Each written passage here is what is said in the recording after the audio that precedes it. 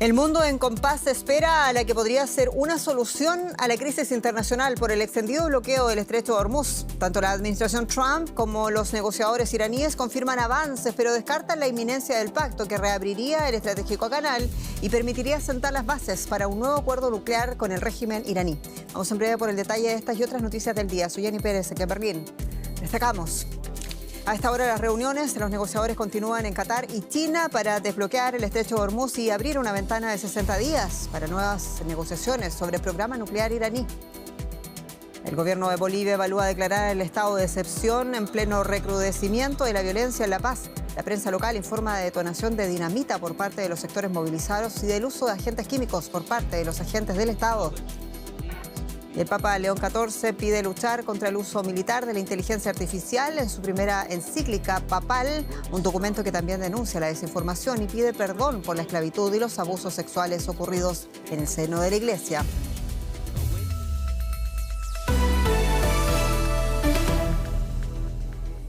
¿Habrá o no habrá acuerdo? Es la pregunta del momento, y es que el vocero del Ministerio de Exteriores iraní afirmaba que tienen ningún calendario ni plazo aún para ultimar ese acuerdo marco. Esto luego de que el fin de semana pasado Donald Trump había señalizado que un pacto con Irán era inminente. Sin embargo, posteriormente el presidente de Estados Unidos también rebajaba las expectativas de un acuerdo inmediato. Entre tanto, continúan los esfuerzos diplomáticos. Una delegación iraní viajó a Qatar para avanzar en las negociaciones, mientras que del otro lado el presidente chino Xi Jinping respaldaba el papel mediador que está jugando Pakistán en las negociaciones entre los Estados Unidos y el régimen islámico durante una reunión en Pekín con el primer ministro pakistaní Shehbaz Sharif. Sin embargo, el futuro del programa nuclear iraní continúa siendo uno de los grandes escollos entre Teherán y Washington. Claro, y este lunes, durante la ceremonia anual del Día de los Caídos, Trump nuevamente recalcaba su firme propósito en este asunto. Escuchemos. En la operación Furia Épica perdimos a 13 personas maravillosas y especiales. Estos hombres y mujeres increíbles dieron su vida para garantizar que el principal estado financiador del terrorismo del mundo nunca llegue a tener un arma nuclear. Y no la tendrán. Estoy seguro de que ustedes lo saben. Y la República Islámica de Irán confirma avances en las negociaciones, pero insiste en exigir peajes en el Estrecho de Hormuz, que además es uno de los aspectos que es rechazado por la administración Trump. En Karachi vamos a ampliar con la académica Irene Martínez Fernández, quien es profesora de Aga Khan University. Profesora Martínez, bienvenida. Y dicho lo anterior, ¿qué podría entonces cambiar con estas negociaciones? Se lo pregunto considerando las gestiones que se están haciendo ahora mismo en Qatar y las que se van a hacer también por parte de Pakistán en China. Sí, bueno, lo que estamos viendo ahora mismo es un conjunto de movimientos por parte de actores de la región que se están involucrando muchísimo más. Hemos visto que China ha pasado de ser, de tener un papel más indirecto e invisible a tomar un rol más destacado. Esto puede indicar que quizás China también tiene intereses ya para mover sobre todo el tema del Estrecho de Hormuz. Hasta ahora China había tomado un papel bastante en segunda línea, dejando sobre todo la primera línea a Pakistán, trabajando en equipo con Pakistán, pero bueno, teniendo un papel menos relevante. Ahora parece ser que China tiene más interés en empezar a mover las negociaciones, viendo que quizás Pakistán ya ha llegado a un punto donde no puede seguir infligiendo ningún tipo de mediación, ¿no? Parece ser que Pakistán ha hecho pues muchísimos esfuerzos, pero ahora hay otros actores de la región que quieren tomar un poquito más la iniciativa. Creo que Omán también es otro de los países que ha estado muy presente en los últimos días, tanto por ser parte mediadora como para también ser parte implicada, ¿no? Al final, para Omán es también muy importante, ya que también tienen jurisdicción dentro del Estrecho de Hormuz y han sido siempre mediadores clave a nivel del Golfo históricamente, y Omán siempre ha sido pues un país que se le ha tenido muy en cuenta a la hora de mediar en todos los problemas de la región, ¿no? Entonces, Omán está teniendo mucho más significado. Qatar también parece ser que está teniendo un papel relevante, y China, ¿no? Esto creo que nos está indicando que las negociaciones pueden estar avanzando, pero también que los países de la región están haciendo un esfuerzo colectivo para llegar a algún tipo de acuerdo de mínimos. Es así, los países árabes de la región, usted hace mención de aquello, paralelamente Trump busca que otros países árabes se sumen a los acuerdos de Abraham.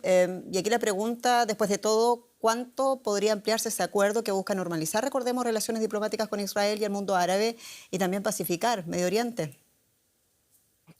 Sí, la verdad es que la apuesta de Trump ha sido bastante fuerte. Se ha tomado, pues ha pillado un poco a traspiés a muchos países que todavía no han respondido. La clave es que muchos países están ahora mismo en silencio y no hay ningún tipo de declaración formal sobre, bueno, sobre esta propuesta. Para los países mencionados es una apuesta que es muy arriesgada, ¿no? Por una parte, por ejemplo, Arabia Saudí siempre ha dicho que para normalizar las relaciones con Israel, primero pasa por, pues de alguna manera, Israel reconocer la situación de derechos humanos de los gazatíes y también de llegar a un acuerdo de mínimos con la situación de los palestinos dentro de Israel. Esto no se ha producido todavía, con lo que para Arabia Saudí es una situación muy incómoda. Luego, por otro lado, desde la guerra de Gaza, las audiencias en los países árabes, el tema de Israel ya es muy sensible y puede llegar a ser un factor disruptor políticamente dentro de estos países, ¿no? Sabemos que han habido manifestaciones, que han habido movimientos sociales. Entonces, esto ahora mismo para cualquier país árabe podría ser Entendemos. muy costoso políticamente y además, bueno, podría ser realmente complicado, ¿no? Vender esto a nivel doméstico. Irene Martínez Fernández, profesora de Aga Khan University. Muchas gracias en Karachi. A vosotros.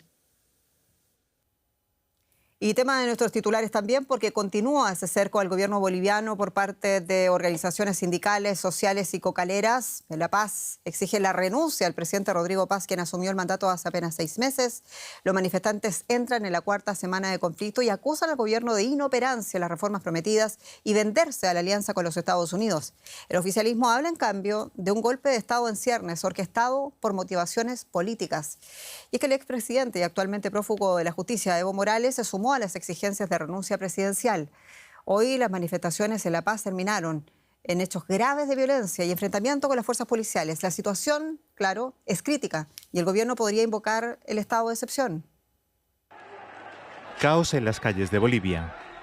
Miles de manifestantes marcharon hacia el centro de La Paz para exigir la renuncia del presidente Rodrigo Paz. Cuando algunos intentaron romper el cerco policial, comenzaron los enfrentamientos.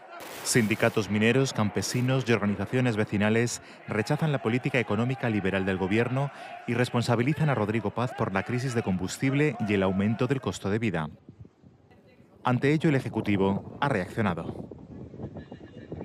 Quiero avisarles que este presidente, junto a sus ministros, ha asumido la decisión como parte del esfuerzo y el compromiso con el país de rebajarse el salario 50% para que se aporte a un esfuerzo claro.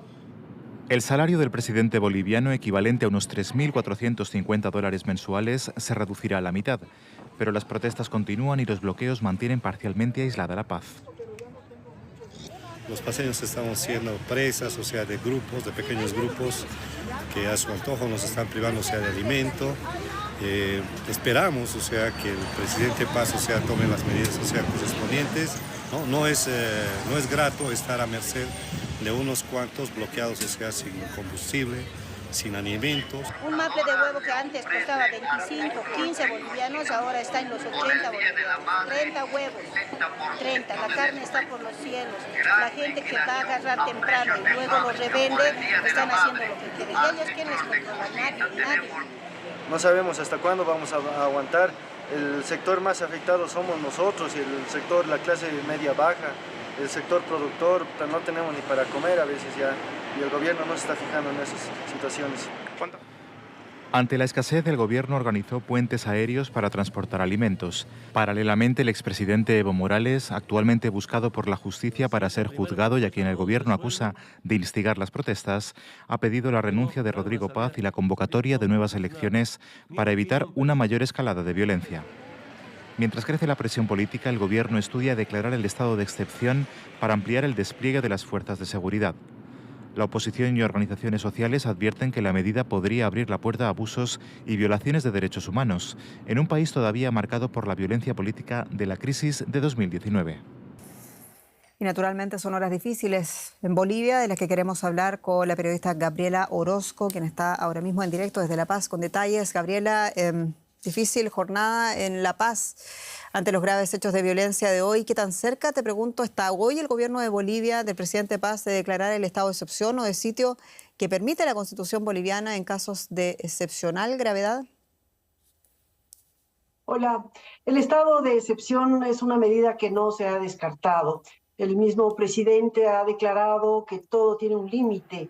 La Constitución Política del Estado, artículos 137 y 139, permite al Ejecutivo declarar el estado de excepción en casos de grave conmoción interna, que sería el caso, catástrofe o amenaza externa, siempre con aprobación de la Asamblea Legislativa. Sin embargo, es importante aclarar que ahora mismo el gobierno de Rodrigo Paz tiene un impedimento legal para que el Ejecutivo declare un estado de excepción en Bolivia. Se trata de la llamada Ley Copa, aprobada en 2020 bajo la presidencia del Senado de Eva Copa, simpatizante del movimiento al socialismo, antes partido de Evo Morales. Esta ley fue impulsada con el objetivo de limitar a la presidenta Yanine Áñez en el uso de esa facultad. La Cámara de Senadores ya ha abrogado el domingo la norma, pero la misma aún no ha sido abrogada en la Cámara de Diputados. Se dice que estos legisladores de la Cámara de Diputados se van a reunir en las próximas horas. Mientras eso no ocurra, el Ejecutivo no puede declarar estado de excepción sin exponerse a un conflicto constitucional. Es exactamente lo que no necesita Bolivia hasta ahora en medio de la crisis. Gabriela, en esta situación, en este punto de cómo están las cosas ahora mismo, ¿cuán importante es el rol del expresidente y actual imputado, además prófugo de la justicia boliviana, Evo Morales, quien se encuentra hoy, según los medios bolivianos, en la zona cocanera de Chapare, su bastión político, además resguardado, dicen, por miles de sus simpatizantes? Bueno, aunque varios analistas consideran que el expresidente Evo Morales está muy debilitado en su accionar político y que en vez de liderizar en las movilizaciones sociales se hubiera subido a estas de manera oportunista, es cierto que desde su trinchera en el Chapare, donde efectivamente está resguardado, ha hecho varias declaraciones sobre el difícil momento por el que atraviesa el país. La más reciente expresión fue por sus redes sociales, donde le dijo al presidente Rodrigo Paz que ante los conflictos por bloqueos sociales y contexto político complicado solo tiene dos opciones: militarizar Bolivia o llamar a elecciones. Él ha aclarado que en su opinión sería suicida militarizar o declarar estado de excepción, por lo que ha dicho que el camino de la pacificación debería cumplir con una transición para que en 90 días se convoque a una nueva elección presidencial. Morales, para quien existe ya una segunda orden de captura por trata agravada de personas por su presunta relación con una menor de edad cuando era presidente, acusa directamente a influencias externas de llevar al fracaso al actual presidente, a quien califica de haber llegado al poder por accidente. Según él, existe una intromisión de Estados Unidos a través del secretario de Estado, Marco Rubio, quien expresó que no permitirán que criminales y traficantes de drogas derroquen a líderes elegidos democráticamente. Y también se ha mencionado al argentino Fernando Cermedo, ex asesor de Javier Milei y de otros presidentes de derecha. O sea, lo ha mencionado Evo Morales. Quiero decir también que muchos gobiernos latinoamericanos y también la OEA reaccionado respaldando al presidente en este momento difícil. Bueno, Gabriela Orozco, a ver cómo sigue la situación en La Paz. Así es, vamos a estar pendientes y haciendo seguimiento.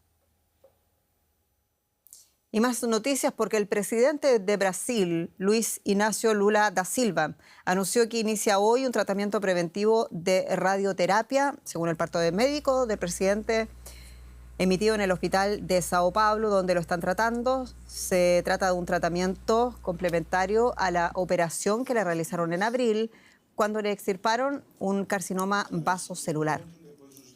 Durante las próximas 3 semanas, Lula da Silva deberá entonces completar 15 sesiones de esta radioterapia superficial y preventiva. Y pese a ello, según el parte, el mandatario brasileño de 80 años podrá mantener sus actividades sin restricciones. En 2011, Lula enfrentó un cáncer de laringe que superó tras un tratamiento de quimioterapia y radioterapia. Su salud es un asunto de interés ahora que se prepara para disputar las elecciones de octubre. Una primera encíclica que deja mucho que hablar. Vamos con detalles de lo que dijo el Papa sobre la inteligencia artificial. Y Rosa Casals, bienvenida. ¿Qué tal, Jenny? Un texto que se ha recibido con mucha atención, hay que decirlo. El Papa León XIV ha pedido luchar contra el dominio de la inteligencia artificial en su primera encíclica publicada este lunes, que presentó él mismo junto a expertos en IA. El Papa denunció que el control de las plataformas, las infraestructuras y los datos no es prerrogativa de los Estados, sino de grandes actores económicos y tecnológicos que determinan las condiciones de acceso. Por su parte, Christopher Olaf, cofundador de la compañía Anthropic, participó en el acto y pidió mayor revisión de gobiernos, líderes religiosos y la sociedad civil para garantizar un desarrollo responsable de la IA. Olaf fue muy crítico con esta tecnología, advirtió que su desarrollo no debe quedar solo en manos de las grandes tecnológicas y alertó sobre su posible impacto en el empleo. Existe una posibilidad real de que la IA sustituya la mano de obra humana a gran escala. Si eso ocurre, apoyar a las personas afectadas será un imperativo moral de proporciones históricas. Pero me preocupa que se pase por alto un reto aún mayor. El desarrollo de la IA se concentra en un puñado de naciones ricas. ¿Cómo garantizaremos que sus beneficios se compartan a nivel mundial? Es un problema sin resolver. Y es el tipo de problema que, históricamente, la Iglesia se ha negado a ignorar. Vamos directamente con nuestra compañera en Nueva York, que ha echado un vistazo a esta encíclica de León XIV y tiene más detalles. Ana, amplíanos un poquito estas informaciones. ¿Cuáles son las críticas y las observaciones del Papa que más resuenan en Estados Unidos, el país que junto con China más rápido está desarrollando esta tecnología? Es una encíclica de más de 44.000 palabras y en ella, entre otras cosas, el Papa argumenta que la prudencia, la evaluación rigurosa, la desaceleración en la adopción de la inteligencia artificial no significa que se esté en contra del progreso. En su encíclica dice que invocar la ética de forma abstracta no es suficiente y que se necesitan marcos de trabajo legales robustos, supervisión independiente, usuarios informados y un sistema político que no renuncie a su responsabilidad de regular. La encíclica se hace pública apenas unos días después de que el presidente Donald Trump se dejara sin firmar una orden ejecutiva que preparaba su propia Casa Blanca y que apenas será un paso mínimo de cara a una regulación algo más sustantiva que no existe en Estados Unidos. Trump dijo que no iba a firmar una regulación que hacía que voluntariamente las empresas presentaran sus modelos al gobierno para una evaluación anterior a su comercialización. Dijo que esto era una cortapisa a la innovación y que se perdía competitividad con China. The Wall Street Journal publicó más tarde que el inversionista David Sachs le había convencido de no firmar esta regulación. León XIV, el Papa, ha advertido de cuáles son las prioridades monetarias de los tecnócratas, de la desprotección laboral, de la vulnerabilidad infantil y del peligro de que el armamento autónomo esté dirigido por inteligencia artificial. Y esta encíclica, Ana, coincide con un momento en el que en Estados Unidos se empieza a despertar una especie de rechazo contra lo que supone muchos aspectos de esta tecnología. ¿Cuál es la situación? Sí, se empiezan a ver señales de acciones de rechazo a la inteligencia artificial, la protagonista de la que se ha llamado a dar la cuarta revolución industrial, algo que ha pasado también en el pasado, sobre todo por la degradación de condiciones sociolaborales. En el caso de la inteligencia artificial, este año se ha celebrado su avance y la incertidumbre laboral que abre para muchos estudiantes con abucheos en discursos de celebración de fin de curso cuando simplemente se nombraba. Comunidades enteras se están uniendo para protestar la construcción de centros de datos que ponen contra las cuerdas recursos hídricos y la electricidad, el coste de la electricidad. Según la encuesta Quinnipiac, el 55% de los americanos creen que va a hacer más daño que bien. La encíclica del Papa contra el dominio de la IA. Muchísimas gracias por el análisis, Ana. Gracias, Rosa.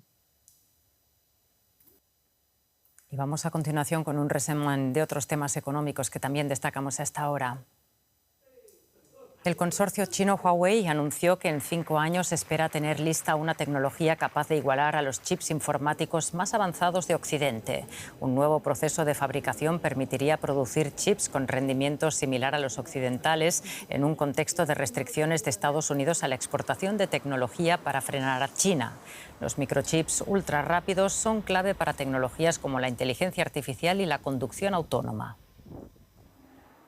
La aerolínea estatal de Portugal, TAP, redujo sus pérdidas netas a 40 millones de euros en el primer trimestre frente a los 108 millones del mismo periodo de 2025 debido al aumento de pasajeros en rutas hacia América del Norte y del Sur.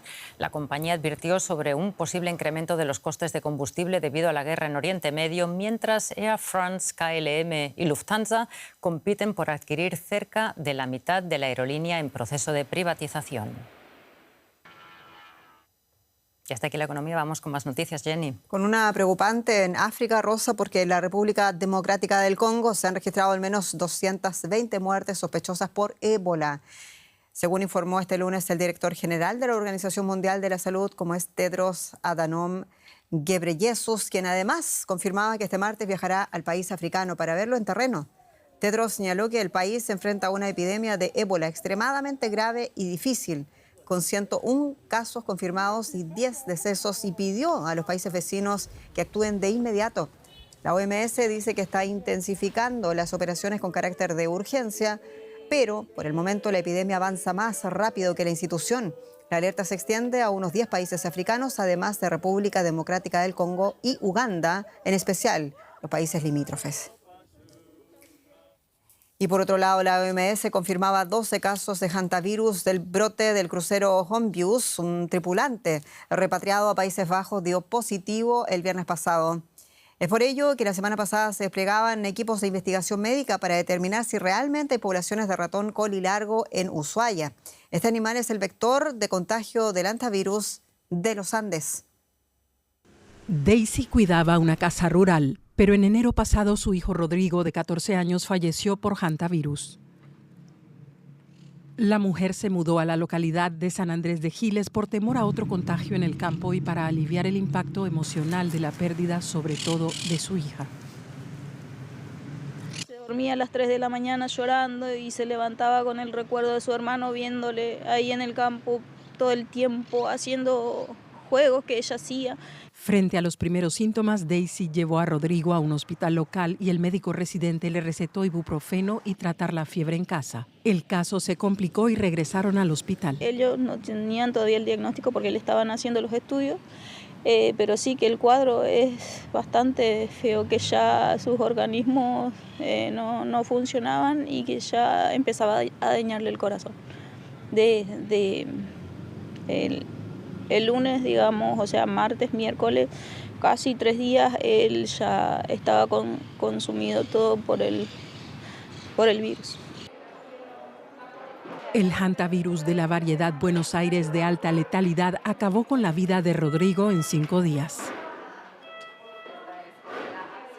Jueves a las 9 de la mañana me dice el doctor, habla otra vez conmigo, me lo dice, o sea, que sea fuerte, que entre a hablar con él, porque es la última vez que yo iba a hablar con mi hijo. La variedad Buenos Aires está emparentada con el hantavirus Andes, el del brote en el crucero Hondius. Ambas pueden provocar un cuadro grave por síndrome cardiopulmonar. Lo que pasa es que el síndrome cardiopulmonar por hanta tiene una mortalidad aproximadamente entre el 20 y el 40%. A medida que vas descendiendo en la Argentina, va aumentando la mortalidad. Nosotros sobre 33 pacientes tuvimos 7 fallecidos. Pero en realidad el contacto estrecho es que uno esté en menos de 1 metro, como estaríamos nosotros, en un lugar no ventilado, durante 30 minutos por lo menos. Aunque la transmisión entre humanos fue comprobada en 2018, falta información y prevención. Daisy piensa que su hijo podría haber sobrevivido. Que si fuese el caso mío, que ese día que lo hubiesen chequeado mejor, digamos, que el profesional hubiese hecho mejor su trabajo. Que si le hubiese hecho una placa o algo, ya ahí tendría más posibilidades él de sobrevivir. En lo que va de 2026, en Argentina se han registrado 45 casos de hantavirus, una cifra más alta que en años anteriores. Si bien el hantavirus de los Andes no fue la pandemia que muchos temían, sí fue una demostración de los riesgos que corren las poblaciones rurales de América Latina. En el caso específico de Argentina, visitamos varias zonas de influencia en donde lastimosamente muchas personas fallecieron por causa de la enfermedad. Los investigadores consideran que se necesitan más campañas de prevención, pero para muchos esto llegará demasiado tarde. Y escuche lo siguiente, porque Europa se sofoca bajo un sol abrasador. Es una ola de calor sin precedentes para finales de mayo que está batiendo todos los récords. El fenómeno se debe a una masa de aire inusualmente cálida que se ha extendido desde el norte de África, actuando como una barrera y provocando el aumento de las altas temperaturas. Para mañana, para que se haga usted una idea, se esperan 31 grados aquí en Berlín, una temperatura de alto verano en plena primavera. El Reino Unido, cuyo clima es famosamente intempestivo, está disfrutando estos días de jornadas soleadas que invitan a darse un chapuzón. Las temperaturas han superado los 30 grados centígrados, batiendo el récord de mayo vigente durante 80 años. Me encanta. Es genial. No es lo habitual en el Reino Unido. Estoy feliz. Parece que estamos en el Mediterráneo. Si tenemos días como estos, creo que hay que disfrutarlos al máximo, aceptarlos y tomarse algo fresquito. La primera gran ola de calor del año ha llegado a Europa con una antelación inusual. Se debe a una cúpula de aire caliente que se ha formado sobre el continente. España sufre una ola de calor con temperaturas que rondan los 40 grados y Francia ha emitido su primera alerta por calor en mayo. Las autoridades instan a la población a mantenerse hidratada. Es importante salir muy temprano por la mañana. Salimos de casa a las 7:30. Por supuesto, me llevé una botella de agua. Hay que acordarse de mantenerse hidratado y luego solo hay que seguir caminando a un ritmo tranquilo. Los meteorólogos pronostican otro verano sofocante para Europa. Los modelos apuntan con bastante claridad a que este verano será más cálido de lo habitual. No sabemos si hará mucho calor o si solo será un poco más cálido. Y por supuesto, no solo los humanos están sufriendo las altas temperaturas. Aquí en Berlín, estos tigres siberianos se dieron un chapuzón en el zoo para combatir el calor. Así están las cosas en el mundo y se lo contamos en Deutsche Welle. Soy Jenny Pérez. Ha sido un gusto acompañarlos y hasta pronto.